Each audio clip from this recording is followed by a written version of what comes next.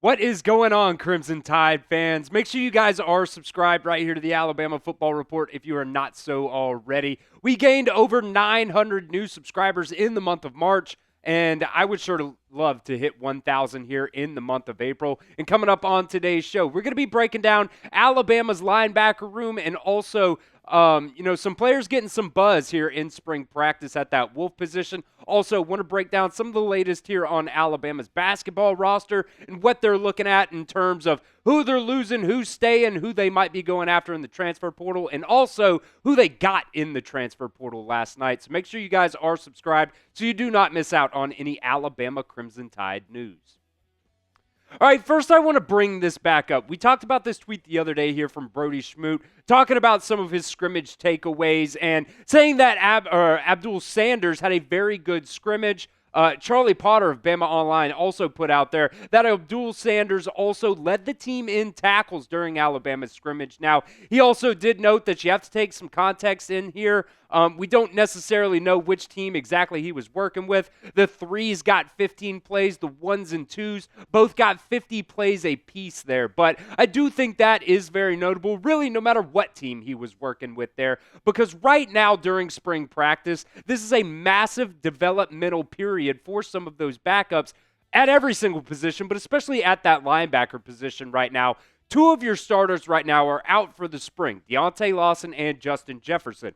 Nikhai Green, you got him out of the transfer portal, so he is currently learning the system right now. And from some of the photos that we got from yesterday's practice, it looked like Cayden Jones was really working with the ones during Alabama's practice yesterday, but there hasn't really been a ton, anyways, of nuggets coming out of spring practice about that linebacker group in particular. And I also wonder, what is, the development like right now for QB Reese as well, because you're losing three of your starters next year. Deontae, Lawson, Justin Jefferson, and Nikhai Green. All three of those guys, this is their last year in college football, and it would also be kind of nice, or at least get a feel of who is going to be that linebacker for if, a guy like Deontae Lawson isn't able to get back as fast as we all hope. He said he was going to be back for fall camp, but, look, we all know how some of those injuries can be, especially those lower leg injuries. Might take a little bit longer than, we expect for him to fully get back to 100% that form there. So while I do like what Alabama has at that starting spot at linebacker, we haven't really heard much about, what is coming up in terms of the depth at that linebacker position. I think it's positive that Cayden Jones is a guy working with the ones right now, but we haven't really heard any nuggets come out about him. We haven't heard anything about QB Reese, and really Abduall Sanders is really the only guy, and he's a true freshman right now at that middle linebacker spot that we've really heard anything about. So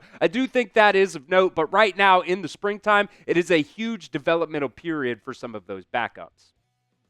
So let me know here at the pinned comment of today's video, what is your confidence level in Alabama's linebacker room as a whole right now? Your starters, linebackers, everything. Let me know. Scale it for me 1 to 10 at the pinned comment of today's video. 1 on the low end, 10 on the high end. Let me know how you guys feel. All right, so I also want to talk a little bit about the Wolf spot. Qua Russaw, think he's just an absolute dog. He's your best player, I think, at that Wolf spot right now. Jah-Marien Latham, he's a returning veteran. He played at that Bandit spot last year, is coming over now for his final season playing that Wolf spot this year. I think he's a solid run stopper, and he did lose some weight this offseason as well. According to some of his teammates, also, he's looking really fast. He's looking faster, and he's looking a whole lot smoother as well as a pass rusher. And I just wonder about how Kane Womack if Kane Womack is going to ask him to drop into pass coverage, because I think that is something that this Wolf position that they ask to do, not necessarily a ton, but they do ask them to do that. So one guy at that Wolf position, though, Justin Hill, freshman, coming out of this 2025 recruiting class, he has received a lot of buzz at that Wolf position. Now, I really do like Yhonzae Pierre as well. I think he's going to be a dog. It's just a matter of time there. But, we saw Justin Hill in a video clip from that Alabama released, had an interception in practice the other day as well. So he is definitely a guy that they're asking to drop back in pass coverage a little bit. And he definitely looks like he could be a day one starter just in terms of how his body looks right now. Like, He definitely looks the role. Obviously, there's a whole lot more that goes into it. You got to be able to be accountable for what your job is on every single play. You got to be able to do all the little things right to be actually able to get on the field. And what Alabama has at that wolf spot right now, I mean, Qua Russaw, Jah-Marien, Latham, Yhonzae, Pierre, all those guys have already been working there. Justin Hill comes in. Where does he slot into that? Also, I saw yesterday that Noah Carter has also made a lot of strides there at that wolf position. And I wonder, if Jah-Marien, Latham, and Yhonzae Pierre are going to kind of be more of your oriented wolves, and maybe guys like Justin Hill and Noah Carter are more of those passing down players for you, because I do think Qua Russaw, you got to have him out there on the field as much as possible, and I do think he is the best player at that position. But Kane Womack loves to switch the fronts up for this Alabama defense, use guys, a ton of different guys in a ton of different ways, so it's just something to think about. But, there has certainly been a lot of positive buzz coming out of Alabama's spring practice about Justin Hill at that wolf position. Also want to give a shout out to our friends over at Fanatics as well. You guys can get up to 30% off right now on Alabama hoodies just by going to chatsports.com/Bama hoodies. Absolutely love that camo one there with the American flag on the side. Yeah, you can see it right there, that American flag on the side there. They got a lot of really good deals going on right now at that Fanatics website. So just go over to chatsports.com/Bama hoodie, and you guys can get up to 30% off today. That link will be in the comments section and the description of today's video. There should also be a little clickable link over there in the corner for you guys as well.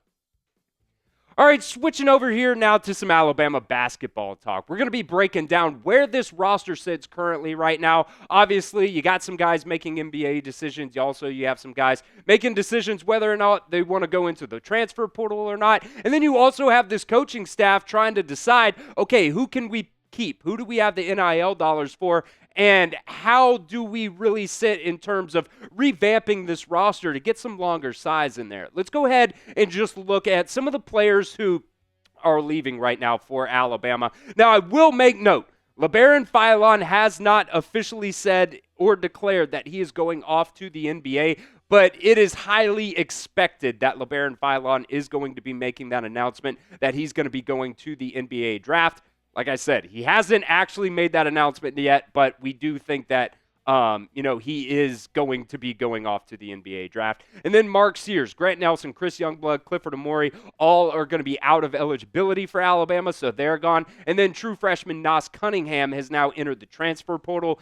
It sounds like that really wasn't a surprise to this Alabama coaching staff. So, you're going to be losing at least 6 players here from this 2024-2025 roster. Some of the notable players that we do know as of right now that are returning, you have Aiden Holloway, Latrell Reitzel, who was out most of the season with a injury there. Aiden Sherrill, I think that's a very big one. He was a 5-star coming out of high school last year, also a McDonald's All-American. And then Houston Millette, who also was out most of the season here with a injury. He is expected to return for Alabama next season as well. So some positives there, getting some of those guys back. But we do also not necessarily know on some of these other guys here. Mohamoud Diabate, as of yesterday at about 4:20 p.m. Eastern time anyways, he had not yet met with the coaching staff. That meeting is expected to go down. But as of yesterday anyways, that meeting had not yet actually happened. And then a very interesting note here from Bama Online about Jaron Stevenson and Darian Reed. Tim Watts of Bama Online saying there's nothing concrete right now with Jaron Stevenson and Darian Reed, but one source believes that it is likely to be one or the other. They're not expected to get both. So I wonder about this, if it has to do with NIL dollars here. Maybe Jaron Stevenson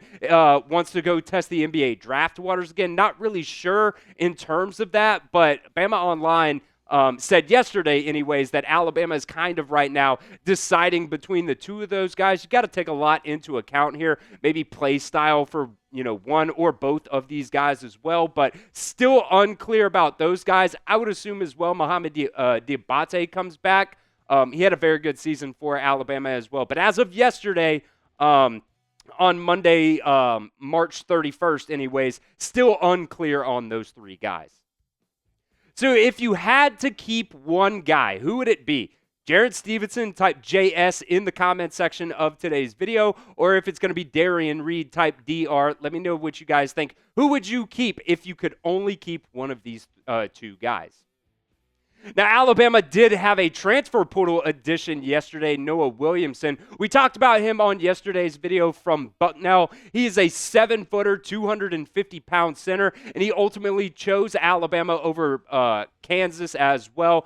But, he also was in contact with North Carolina, Ohio State, and a bunch of other teams out there as well. Averaged, 17.6 points per game, over 7 rebounds per game, and also shot a very positive 53.8% from the field. He was also the Patriot League Player of the Year last year, so getting another, Player of the Year in any league in basketball is a whole lot different than, going out there and getting a player in football that might be, from a smaller conference. In basketball, it is a whole lot different. And one thing of note as well, he only has 1 more year of eligibility left going into this season. So getting a big-time big guy at that center position, 7 foot, 250 pounds, getting a guy under the rim that can really, has a big body and can protect the rim. That is a very big key for Alabama, because I think last year's run into the Final Four as well, that was one of those big key positions that you were missing. I think if Charles Bediako was back again last year, I think that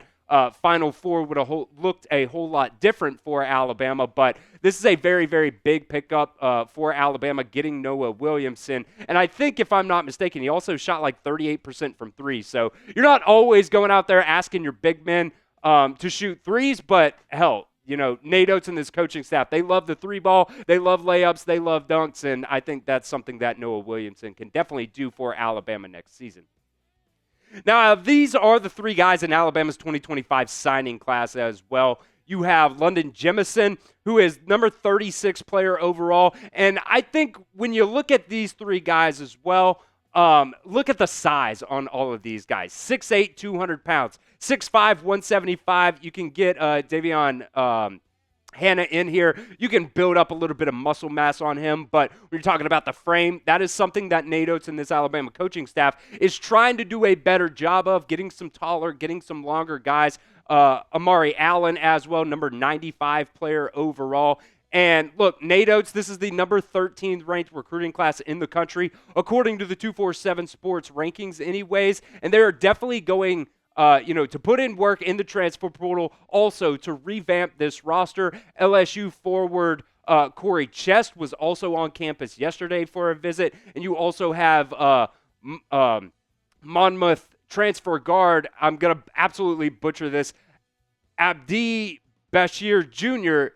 Is having a Zoom call scheduled today with Alabama as well. He was the nation's leader in 3-point makes with 127 this past season. 6'7" sophomore, also averaged over 20 points per game this past season. So Alabama, Nate Oates, this coaching staff, Preston Murphy, they're definitely going after some of the best players in the country, and they're trying to revamp this Alabama basketball roster to be able to make, a difference, to be able to get to the Final Four, and not only the Final Four, but a national championship next season as well.